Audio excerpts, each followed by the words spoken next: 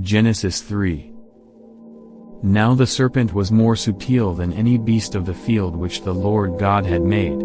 And he said unto the woman, Yea, hath God said, Ye shall not eat of every tree of the garden?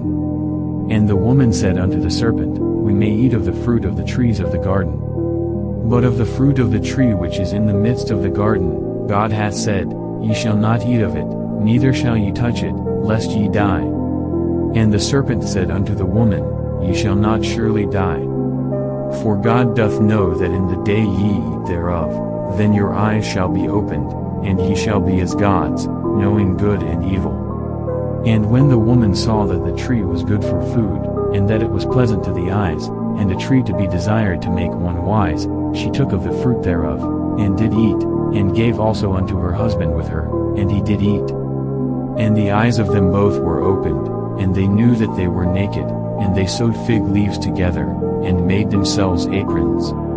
And they heard the voice of the Lord God walking in the garden in the cool of the day, and Adam and his wife hid themselves from the presence of the Lord God amongst the trees of the garden.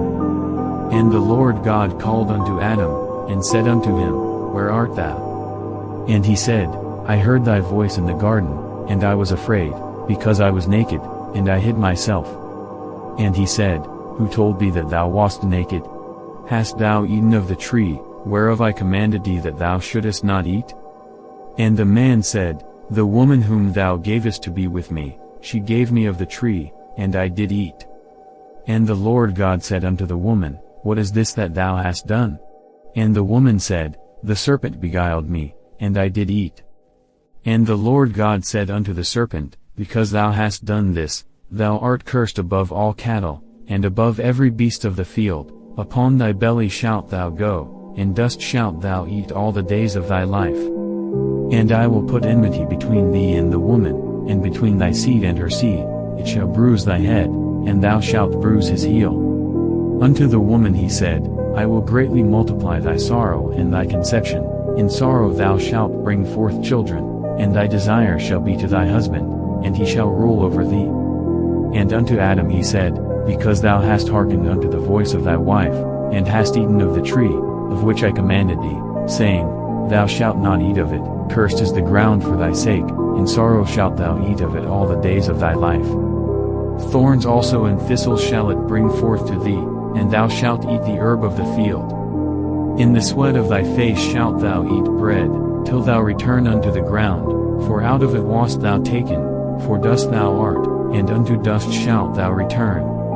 And Adam called his wife's name Eve, because she was the mother of all living. Unto Adam also and to his wife did the Lord God make coats of skins, and clothed them. And the Lord God said, Behold, the man is become as one of us, to know good and evil, and now, lest he put forth his hand, and take also of the tree of life, and eat, and live forever. Therefore the Lord God sent him forth from the Garden of Eden, to till the ground from whence he was taken. So he drove out the man, and he placed at the east of the Garden of Eden cherubims, and a flaming sword which turned every way, to keep the way of the tree of life.